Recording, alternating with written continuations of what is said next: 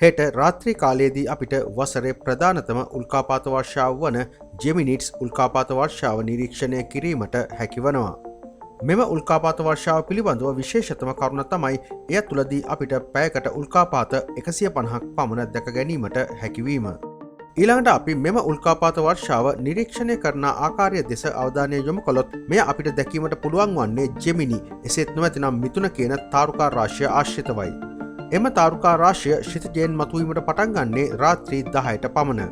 එනිසා අපිට රාත්‍රී 10 පමණ සිට නැගෙනහිර දිශාවේ සිට ඉහළට නැගෙන මෙම තාරුකා රාශිය ආශ්‍රිතව මෙම ජෙමිනිට්ස් උල්කාපාත වර්ෂාව නිරීක්ෂණය කිරීමට හැකිවනවා.